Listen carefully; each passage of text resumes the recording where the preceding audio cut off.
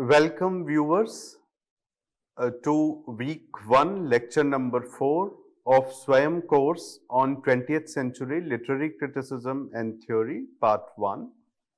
I am Ashish Kumar Pathak, assistant professor, Department of English, Banaras Hindu University. This lecture is in continuation with the previous lecture on T.S. Eliot's concept of tradition. In this lecture, I am going to talk about T.S. Eliot's theory of impersonality as developed in the second part of this essay. We have already talked about Eliot's intervention into the field of literary criticism and theory in the 20th century. We can notice three things happening simultaneously. The first thing, that Eliot is trying to bring a kind of scientific rigor to this area of literary criticism. The second thing that we can notice evidently, that how this area under the influence of Eliot and his acolytes like Richards and others, it is moving from the domain of subjectivity towards the domain of objectivity, or we can say that it is a movement from the theories of personalities towards the theory of impersonality. So, all these things are happening simultaneously. In the second part of the essay, Eliot remarks that honest criticism and sensitive appreciation are directed not upon the poet but upon the poetry. So, here we find that Eliot is clearly willing to shift the focus of literary criticism from the author to the text, from the writer to the work, right? And for doing this, we have discussed it earlier as well, that how Eliot is very unhappy with the romantic theories of literature, right? So, Eliot goes on to say that the poet has not a personality to express, but a particular medium in which impression and experiences combine in peculiar and unexpected ways.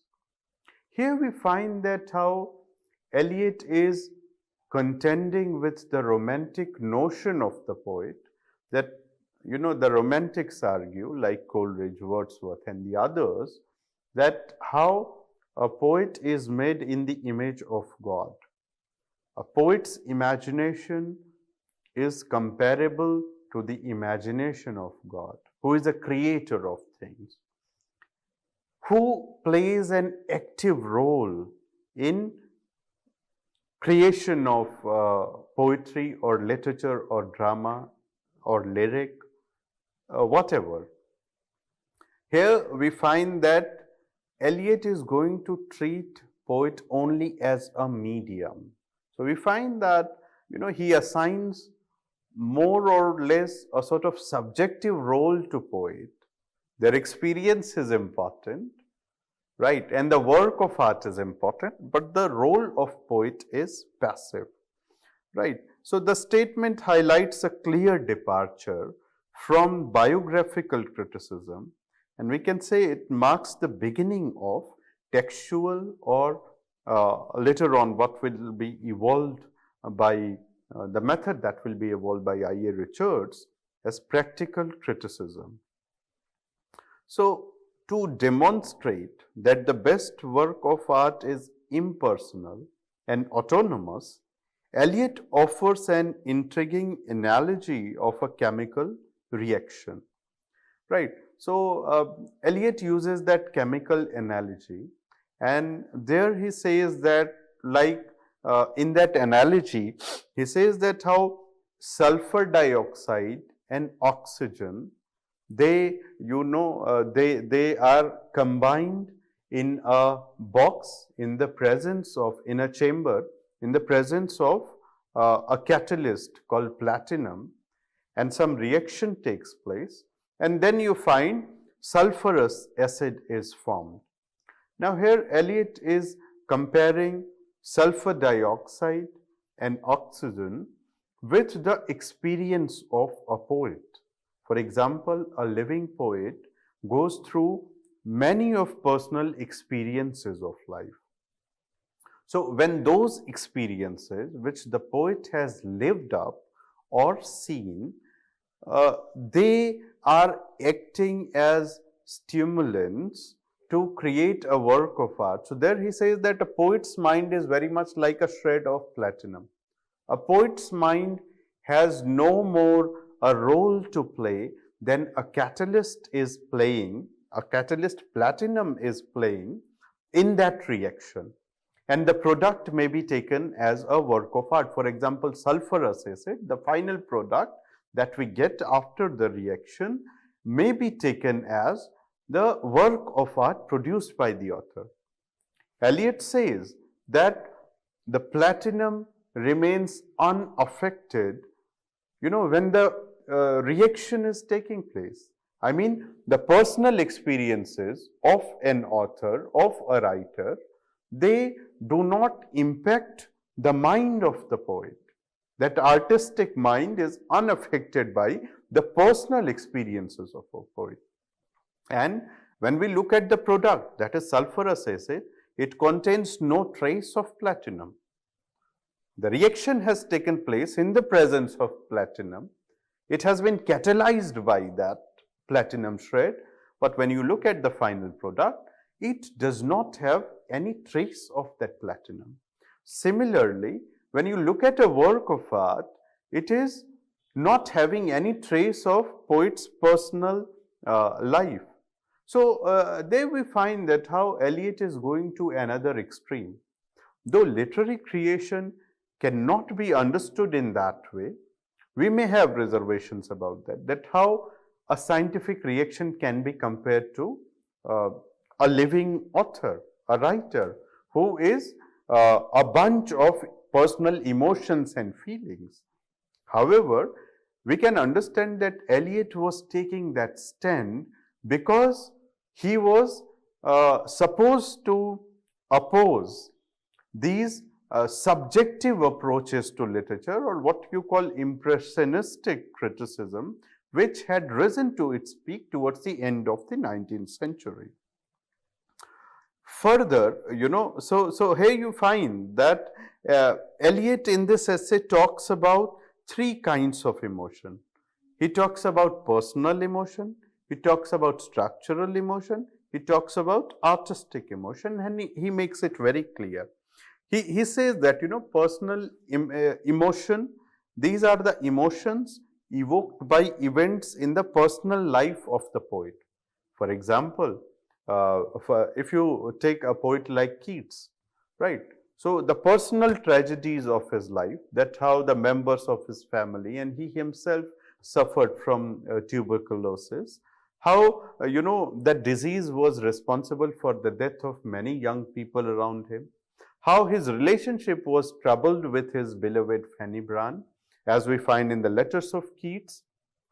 So, all these are personal experiences related to the life of a poet. For example, if you look at the life of Eliot, how Eliot had a troubled relationship with his parents, how Eliot remained throughout his life in the grip of a guilt because, he could not fulfill the ambitions of his parents. He, became a naturalized citizen of Britain. He abandoned his career of academics in the field of philosophy, of which he was a student. He chose this profession of poetry. He, chose a wife, Vivian, So Eliot is saying that all these may be the personal experiences of his life. But when one looks at his work does not contain any trace of that. Right. So that is what he's saying, that the poet's mind is only a medium in which these experiences are amalgamated under various intensities, and then the work of art is produced. So if Keats is producing Ode to a Nightingale or Ode to Autumn or that epic poem Hyperion, he says that if you look at those works, a good work of art should not have any trace of poet's personal life. Or when you read a poem like the love song of J. Alfred Prufrock or The Wasteland, so we, just to make this point clear, that these, works of art may not be having any trace of poet's personal life. So he says that personal emotion is quite different from structural emotion. He says that structural emotion is that emotion which is evoked by the structure of the poem. So Eliot is also, defending his situation and taking a sensible stand, that he does not mean to say that this poetic creation is very much like a scientific experiment taking place. So it is completely devoid of emotions. He clearly makes distinction between personal emotion and structural emotion. And in the end, he says artistic emotion. Artistic emotion is an emotion evoked by the poem as a whole out of combination of emotion and feeling. Now, when he is talking about emotion and feeling, he is talking about that how in a poet there is a unified sensibility. Later on, I will take up this point of dissociation of sensibility or unified sensibility in this towards the end of this lecture. So here we find that Eliot pleads for the complete erasure of the empirical self of the author, arguing that the progress of an artist is a continual self-sacrifice, a continual extinction of personality, unquote. So here we find that how Eliot goes on to contest Wordsworth's theory of poetry by saying that emotion recollected in tranquility is an inexact formula. So he says that, emotion recollected in tranquility, in fact, it should not be reflected in a work of art. So there lies the artistic intervention, how the poet depersonalizes the element out of which art is created. So further, he goes on to say that, poetry is not a turning loose of emotion, but an escape from emotion. It is not the expression of personality, but an escape from personality. So here we find, however, later on he adds, but only those who have emotion and personality, only they know how to evade these emotions, how not to express that personality, right? How it is an escape from personality. So, this is what I also want to make emphatically, that often when people read Eliot, it is a tendency that people read one aspect of his writing and they ignore the other aspect, and often it results in misunderstanding of Eliot. For example, we are saying that Eliot is propounding impersonal theory of literature. So we should ask this question, is he propounding this theory of impersonality at complete negation of personality? No, he is saying that only those who have emotions and those who have personality, they know how to escape that personality. To make this point clear, I would like to draw your attention towards, two essays that he wrote on W.B. Yeats towards the later part of his career. And in one of these essays, Eliot says that I love the later Yeats than the early Yeats, because in the later parts of his writing, we find a better expression of personality. For example, the impersonality that Yeats has achieved in the later part of his work it is based on his sense of personality. So, this dialectic between impersonality and personality has to be understood in its proper context and in the wider context of what Eliot has written at different places, even at this place, where he says that impersonality is Eliot is expecting that kind of impersonality in a work of art which is coming out of the personality of the author. And in a way, he says that if you look at great artists, you will find a continuous development of their personality. And the impersonality that you realize in their work, for example, he talks about Shakespeare, he talks about Joyce, he talks about Yeats. He says that in these writers, you find there is a continual development of their personality, right? And the impersonality of their works, comes out of this personality, which is palpable, right? So that is how. The other point that Eliot makes here, that how impersonality can be attained when a writer has a sense of tradition, as we have discussed earlier in the previous writer, that if a writer has a historical sense, a writer can surrender himself to the larger body of tradition, and in a way, a writer can attain that state of depersonalization of art, or that is another way of demonstrating impersonality in a work of art. So Eliot says that an author cannot but be traditional because he has to assimilate the literary tradition either consciously or otherwise. Without it, a writer cannot write successfully.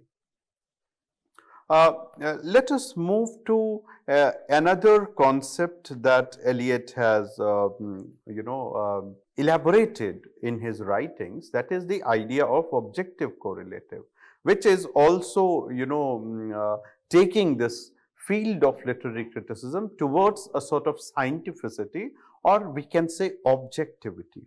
For example, Eliot coined this phrase objective correlative in one of his most celebrated but at the same time notorious essay, Hamlet and His Problems, in which he declares, this essay was published in 1999 and it is a part of the Sacred Vote. In this essay, Eliot argues that Hamlet, the play, was an artistic failure. Why? Because Shakespeare was unable to handle the contradictory feelings and impulses he had in that mind, and he declares it an artistic failure from the standard of objective correlative. Here, objective correlative is taken as an artistic standard. Originally the term objective correlative was used by the American painter poet Washington Allston, and Eliot, derived this term from Allston and he popularized it in the field of literary studies, right?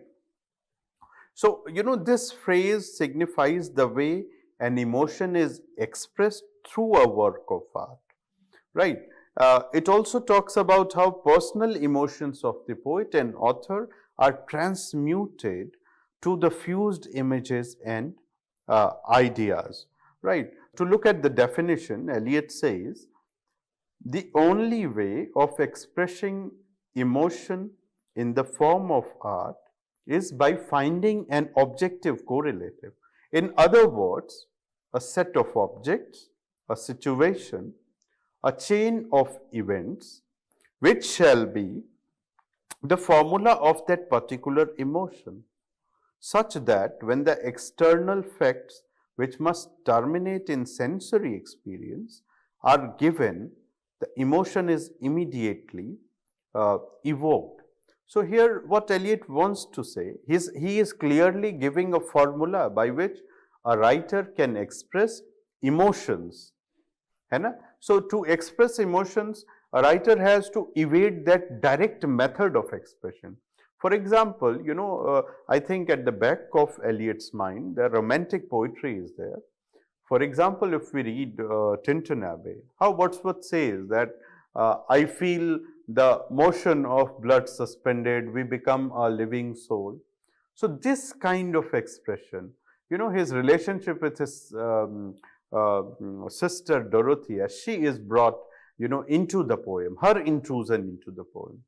Or even Keats's poem, though Keats was a more evolved artist in context of this theory of depersonalization, and his negative capability is also something which can be compared with the concept of objective correlative. However, Eliot says that starting a poem like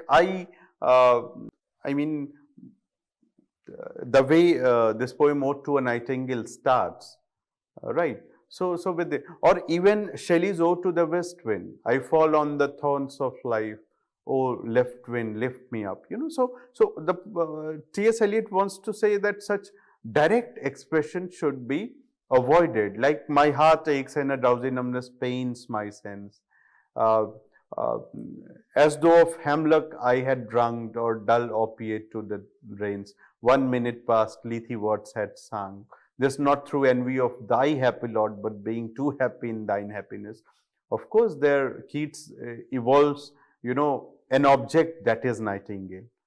So what he says that, this direct expression should be avoided. Instead, the writer should choose an object, he should develop a situation, a chain of events, and they will be acting as a formula. For example, any reader, when he goes through that experience, the sensory experience the poet has felt at the time of creation, he, the way he represents it in art, when any reader reads it, the same emotion will be evoked in the reader, and the sensory experience will, so it is the adequacy of the external to the internal. That is what Eliot means by objective correlative.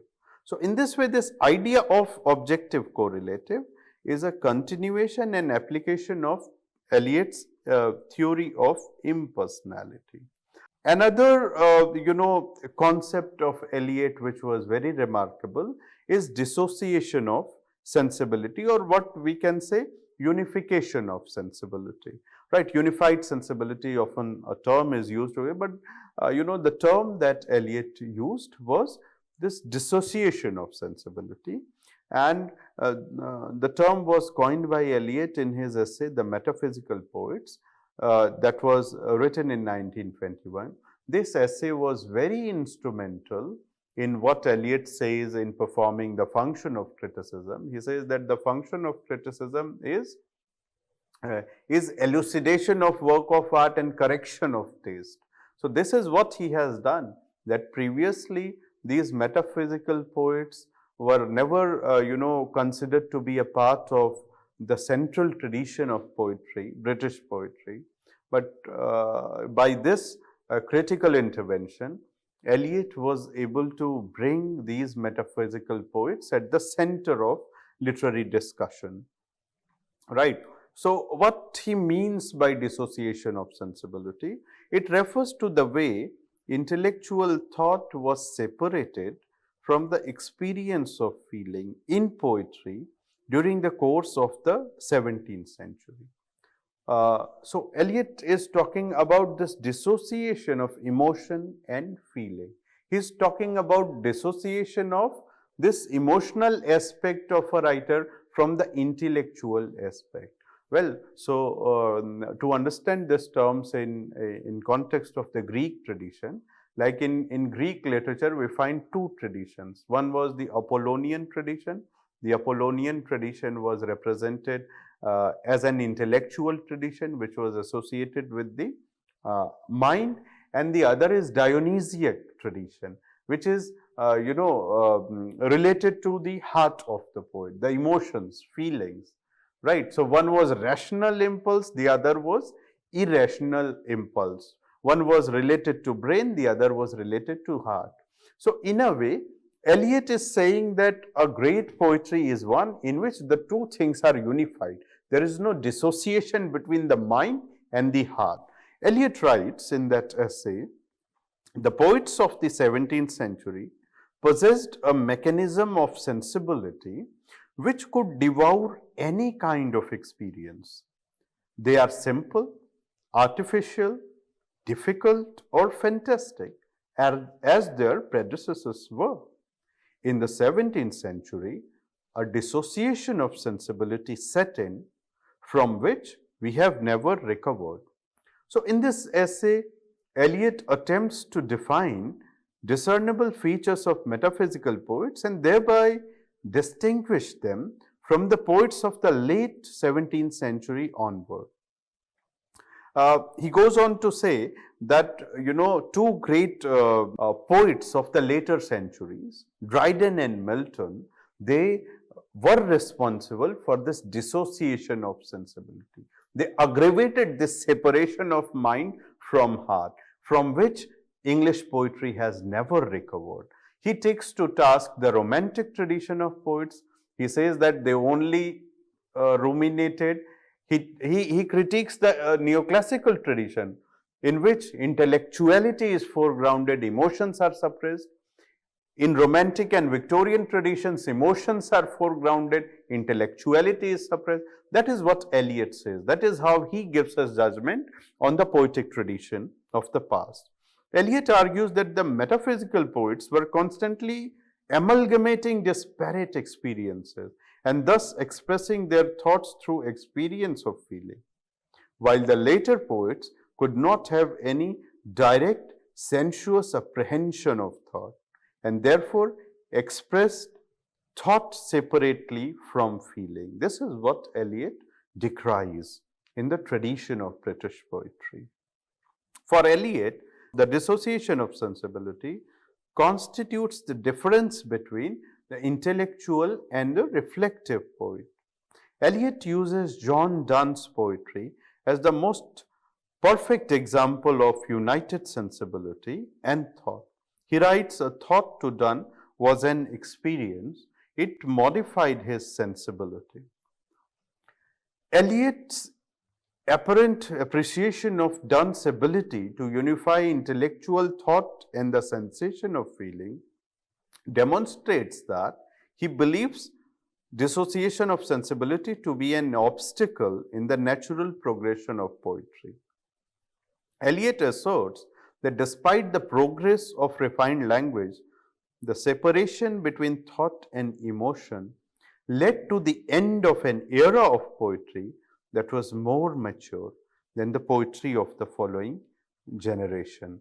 With this point, dear viewers, I come to the end of this lecture, and in this lecture, I have been able to elaborate three concepts of Eliot: the theory of impersonality, objective correlative, and dissociation of sensibility. In this way, we have seen that with the elaboration of all these concepts, how T.S. Eliot significantly impacted this area of literary criticism and how he was very instrumental in beginning of this 20th century literary criticism and theory. Thank you. We will be meeting in the next lecture with the discussion of Richards and other writers.